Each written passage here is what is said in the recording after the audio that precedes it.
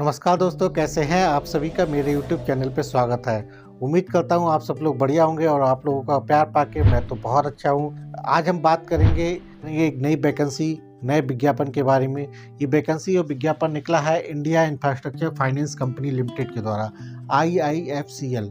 ये बेसिकली भारत सरकार की एक कंपनी है जिसका 2006 में गठन किया गया था और जो लार्ज स्केल के जो प्रोजेक्ट होते हैं उनको फाइनेंस करने का काम करती है। इसमें जो पोस्ट निकली है असिस्टेंट मैनेजर ग्रेड ए की पोस्ट निकली है, उसी के लिए जो रिक्रूटमेंट चल रहा है असिस्टेंट ग्रेड ए रिक्रूटमेंट 2024 के लिए। ठीक है, इसमें देखिए आप अभी अगर इसका फॉर्म भरते हैं और फॉर्म भरने से लेके सिलेक्शन प्रक्रिया तक का पूरा इन्होंने एक चार्ट अपना बना रखा है। इन्होंने पूरा एक चार्ट दे रखा है कि कब से हमारे फॉर्म भर जाएंगे, ठीक है, लास्ट डेट क्या होगी, इसके बाद दे रखा है एग्ज़ाम डेट कब होगी, ठीक है, इंटरव्यू कब होगा। इन पूरी प्रक्रिया इन्होंने दे रखी है। 3 महीने के अंदर इनका पूरा प्रक्रिया अपनी समाप्त कर लेंगे कि मतलब फॉर्म भरने से लेके फाइनल सिलेक्शन तक की प्रक्रिया जो है अगले 3 महीने में जो ये कंप्लीट कर लेंगे। तो ये समझ लिए जिसको जल्दी नौकरी पानी है उसे इसका फॉर्म जरूर भरना चाहिए। ठीक है, अब बात कर लेते हैं इसके की पॉइंट्स के बारे में। एप्लीकेशन स्टार्ट होने की डेट है 7 दिसंबर 2024। आज से ही इसके एप्लीकेशन फॉर्म भरे जा रहे हैं। लास्ट डेट की बात करें तो 23 दिसंबर 2024 इसकी लास्ट डेट है। एग्ज़ाम डेट की बात करें तो एग्ज़ाम जो है जनवरी 2025 में इसका प्रपोज्ड प्लान है इनका। ठीक है, और इंटरव्यू की बात करें तो इंटरव्यू जो है फरवरी 2025 में इनका इंटरव्यू कराने का प्लान है। ठीक है, और फाइनल रिजल्ट डिक्लेरेशन की भी डेट इन्होंने दे रखी है कि फरवरी में हम इंटरव्यू कराएंगे, फरवरी में ही हम 2025 में अपना फाइनल रिजल्ट भी डिक्लेयर कर देंगे कि लोगों का सिलेक्शन हुआ, ये सारा कुछ हम बता देंगे। ठीक है, डेट अभी कंफर्म नहीं की बट मंथ इन्होंने कंफर्म कर दिया है कि किस महीने में हम कौन कौन सी प्रक्रिया करेंगे। ठीक है, तो अब बात कर लेते हैं इसके पे स्केल की। तो पे स्केल की बात करें तो बेसिक पे सैलरी जो है 44,500 रुपये की है on the time of joining. ठीक है, प्लस डीए दिया जाएगा, plus HRA 15% of basic salary का रहेगा, plus grade pay, plus local allowances. ये इतना सारा सब कुछ इनका सैलरी पैकेज में इंक्लूड होगा। तो मोटा मोटा आज की डेट में हम कैलकुलेट करेंगे करीब 75 से 80 हज़ार रुपये के आसपास इनकी तनख्वाह बनेगी जाके। ठीक है, सिलेक्शन प्रोसीजर की बात करें तो सिलेक्शन प्रोसेस की जो है बेसिकली ये 2 चरणों में ये पूरा प्रक्रिया संपन्न होगी।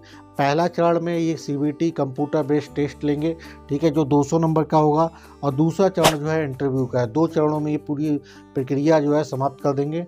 ठीक है, अब बात करते थे पेपर पैटर्न। तो पेपर पैटर्न इसमें देखिए, पेपर इसका 2 सेक्शंस में आएगा, सेक्शन 1 और सेक्शन 2। 2 सेक्शंस में पेपर होगा, एक ही पेपर होगा लेकिन सेक्शन 2 होंगे उसके। पहला सेक्शन में क्या आएगा, रीजनिंग आएगी, 25 क्वेश्चन आएंगे, 25 मार्क्स के आएंगे। दूसरे को आएगा क्वांटिटेटिव एप्टीट्यूड का टेस्ट होगा जिसमें 25 क्वेश्चन होंगे, 25 मार्क्स के होंगे। तीसरा जो होगा इसमें इंग्लिश लैंग्वेज का होगा, 25 क्वेश्चन होंगे, 25 मार्क्स के होंगे। इसके बाद करंट अफेयर्स का होगा। इसके बाद करंट अफेयर्स के 25 क्वेश्चन आएंगे, 25 नंबर के। नहीं, टोटल सेक्शन 1 में अगर हम बात करें तो 100 क्वेश्चन होंगे, 100 मार्क्स के होंगे, और जो टाइम मिलेगा इसके लिए वो 60 मिनट का टाइम मिलेगा। अब बात कर लेते हैं सेक्शन 2। सेक्शन 2 में क्या है, बेसिकली डोमेन नॉलेज से संबंधित क्वेश्चन आएंगे। इसमें कौन कौन से टॉपिक कवर करेंगे, टॉपिक होगा इसमें जो क्वेश्चन आएंगे, प्रोजेक्ट फाइनेंस से आएंगे, कॉर्पोरेट बैंकिंग एंड ट्रेजरी से संबंधित होंगे, जनरल मैनेजमेंट से संबंधित होंगे, रिस्क मैनेजमेंट से संबंधित होगा, corporate governance and banking sector से संबंधित क्वेश्चंस होंगे, अकाउंटिंग एंड टैक्सेशन से संबंधित क्वेश्चंस होंगे, इंडियन इकोनॉमी से संबंधित क्वेश्चंस होंगे। इसके अलावा फाइनेंस एंड बैंकिंग सिस्टम से संबंधित क्वेश्चंस होंगे।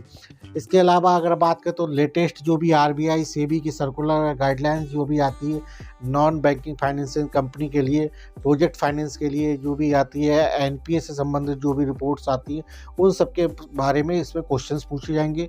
तो इसमें क्वेश्चंस की संख्या होगी, 50 क्वेश्चंस आएंगे, 100 मार्क का होगा, यानी एक क्वेश्चन 2 मार्क्स का होगा। टाइम पीरियड इस पूरे दूसरे वाले सेक्शन के लिए भी 60 मिनट का समय मिलेगा। तो इस तरह आपका टोटल क्वेश्चन की संख्या आपकी बात करें तो 150 होंगे, और मार्क्स की बात करें तो 200 होंगे, 200 नंबर के होंगे। ठीक है, अब बात कर लेते हैं एलिजिबिलिटी क्राइटेरिया। एलिजिबिलिटी क्राइटेरिया में हम सबसे पहले बात करेंगे एज की। तो एज इसमें मिनिमम एज चाहिए 21 साल, मैक्सिमम एज चाहिए 30 साल की एज चाहिए। कब होनी चाहिए, 30 नवंबर 2024 को, जिसकी मिनिमम 21 साल और मैक्सिमम 30 साल की उम्र के लोग हैं वो लोग इसके लिए आवेदन कर सकते हैं। रिजर्वेशन कैटेगरी वालों के लिए मैक्सिमम एज में छूट मिलेगी 3 साल ओबीसी के लिए, और एससी एसटी कैंडिडेट के लिए 5 साल की छूट मिलेगी। वहीं विकलांगता वाले कैंडिडेट, विकलांग कोई कैंडिडेट है तो उसके लिए मैक्सिमम एज में 10 साल की छूट मिलेगी। ठीक है, दूसरा क्या है, इसके बाद बात करते हैं क्वालिफिकेशन। तो क्वालिफिकेशन इसमें हर पोस्ट वाइज अलग अलग क्वालिफिकेशन दे रखी है, तो उसकी डिटेल जानकारी के लिए मैं आपको ले चलता हूँ कंप्यूटर स्क्रीन की तरफ। ठीक है, बात करते हैं मिनिमम एजुकेशन क्वालिफिकेशन। तो मिनिमम एजुकेशन क्वालिफिकेशन सबसे पहली पोस्ट निकली है प्रोजेक्ट फाइनेंसिंग के लिए, 4 वैकेंसी हैं। डिग्री इसमें चाहिए MBA या PGDBM कर रखा है, स्पेशलाइजेशन इन फाइनेंस या बैंकिंग सेक्टर से कर रखा है, वो लोग इसके लिए आवेदन कर सकते हैं। मिनिमम 1 साल का लिए एक्सपीरियंस चाहिए। दूसरी पोस्ट निकली है अकाउंट की, इसमें वैकेंसियों की संख्या है 4।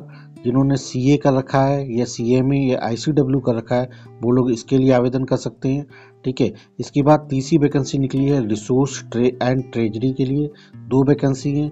इसके लिए जो डिग्री या डिप्लोमा चाहिए मैनेजमेंट में, स्पेशलाइजेशन विद फाइनेंस या फॉरेक्स बैंकिंग में होना चाहिए, यानी MBA या PGDBM फाइनेंस या फॉरेक्स बैंकिंग में, वो लोग इसके लिए आवेदन कर सकते हैं।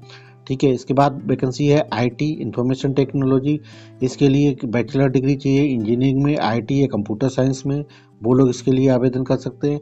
या किसी ने बैचलर डिग्री कर रखी साथ में MCA कर रखा है, वो लोग भी इसके लिए आवेदन कर सकते हैं, या MSc कंप्यूटर साइंस वगैरह से कर रखी तो वो लोग भी इसके लिए एलिजिबल हैं। इसके बाद बात करते हैं लीगल के लिए 2 वैकेंसी हैं। जिन्होंने लॉ ग्रेजुएट है वो लोग इसके लिए आवेदन कर सकते हैं। ठीक है, इसके बाद बात करते हैं सेक्रेटरियल फंक्शन के लिए जो क्वालिफिकेशन है CS कंपनी सेक्रेटरी के द्वारा जिनके पास क्वालिफिकेशन है वो आप इसके लिए आवेदन कर सकते हैं। इसके बाद बात करते हैं कॉर्पोरेट सोशल रिस्पॉन्सिबिलिटी, इसके लिए डिग्री चाहिए या डिप्लोमा होना चाहिए CSR में। ठीक है, यानी कॉर्पोरेट सोशल रिस्पॉन्सिबिलिटी में किसी पर डिग्री या डिप्लोमा है, या MSW या मास्टर ऑफ सोशल वर्क से कर रखा है, वो लोग इसके लिए आवेदन कर सकते हैं। इसके बाद बात करते हैं इन्वायरमेंटल एंड सोशल सेफगार्ड, इसके लिए पोस्ट ग्रेजुएट डिग्री या डिप्लोमा होना चाहिए, इंजीनियरिंग में हो, इन्वायरमेंटल में हो, मैनेजमेंट में हो, या इन्वायरमेंटल साइंस में हो, या MSc कर रखी हो, या किसी और डिग्री या किसी और post graduate degree in social work, sociology, anthropology या इकोनॉमिक्स या डेवलपमेंट साइंस से कर रखा है, वो लोग इसके लिए आवेदन कर सकते हैं। इसके बाद बात करते हैं रिस्क मैनेजमेंट के लिए जो डिग्री चाहिए, पोस्ट ग्रेजुएट डिग्री या डिप्लोमा होना चाहिए, मैनेजमेंट में स्पेशलाइजेशन बेसिकली होना चाहिए फाइनेंस या बैंकिंग में, यानी MBA या PGDBM फाइनेंस या बैंकिंग से कर रखा है, वो लोग इसके लिए आवेदन कर सकते हैं। इसके बाद बात करते हैं प्रोक्योरमेंट के लिए, इसके लिए वैकेंसी है 1। डिग्री चाहिए पोस्ट ग्रेजुएट डिग्री या डिप्लोमा किसी भी डिसिप्लिन में है, वो लोग इसके लिए आवेदन कर सकते हैं। HR के लिए MBA या PGDBM इन ह्यूमन रिसोर्स में कर रखा है तो वो लोग इस पद के लिए आवेदन कर सकते हैं। इसके बाद बात करते हैं रिसर्च एंड एनालिसिस में 1 वैकेंसी है, इसके लिए जो क्वालिफिकेशन चाहिए post graduate degree diploma in economics and statistics की अगर डिग्री या डिप्लोमा है तो वो लोग इसके लिए आवेदन कर सकते हैं। ठीक है, इसके बाद बात करते हैं राजभाषा के लिए पोस्ट ग्रेजुएट डिग्री होनी चाहिए, किसमें हिंदी में होना चाहिए, ट्रांसलेशन करना आना चाहिए इंग्लिश में, इंग्लिश एज ए सब्जेक्ट होना चाहिए बैचलर डिग्री लेवल पे, बैचलर डिग्री लेवल पे। अगर किसी ने मास्टर डिग्री कर रखी है इंग्लिश में, संस्कृत या इकोनॉमिक्स या कॉमर्स से कर रखा है तो वो लोग भी इसके लिए आवेदन है। कंडीशन बस इतना है कि उनके पास ग्रेजुएशन लेवल में हिंदी एज ए सब्जेक्ट के रूप में उन्होंने पढ़ रखा हो। ठीक है, अगर किसी के पास मास्टर डिग्री है इंग्लिश या हिंदी दोनों में है तो वो लोग भी इसके लिए आवेदन कर सकते हैं। इसके बाद बात करते हैं कंप्लाइंस एंड ऑडिट के लिए, इसके लिए पोस्ट ग्रेजुएट डिग्री चाहिए किसी भी डिसिप्लिन में हो, इसके लिए आवेदन कर सकते हैं।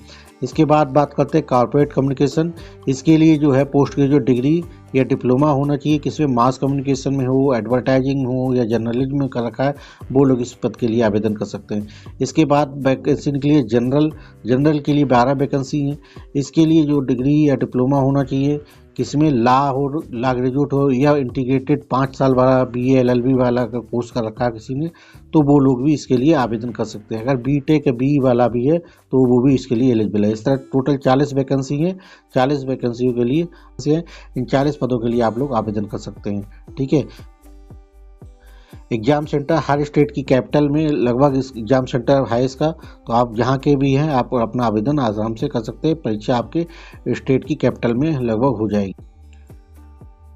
फार्म की फ़ीस की बात करें तो SC ST और हैंडीकैप्ड कैंडिडेट के लिए मात्र 100 रुपये फ़ीस देनी पड़ेगी। OBC कैटेगरी के लिए मात्र 600 रुपये फ़ीस देनी पड़ेगी। ठीक है, तो ये सब हुआ पूरे से एडवर्टाइजमेंट विज्ञापन के बारे में। अब आप लोगों से आग्रह है, जो लोग मेरे चैनल पे नए आए हैं उन लोगों से आग्रह है, प्लीज़ मेरे चैनल को सब्सक्राइब कर लीजिएगा और बेल आइकन दबा लीजिएगा, जिससे फ्यूचर में आने वाले विज्ञापनों के बारे में आपको जल्द से जल्द इन्फॉर्मेशन मिल सके। और जो लोग मेरे चैनल पर पहले से हैं वो लोग हमारे चैनल को लाइक, सब्सक्राइब और शेयर करते रहिए, अपना प्यार इसी तरह बनाते रहिएगा। फिर मिलेंगे दोस्तों, फिर आगे किसी और विज्ञापन वैकेंसी के साथ लेके, तब तक के लिए आप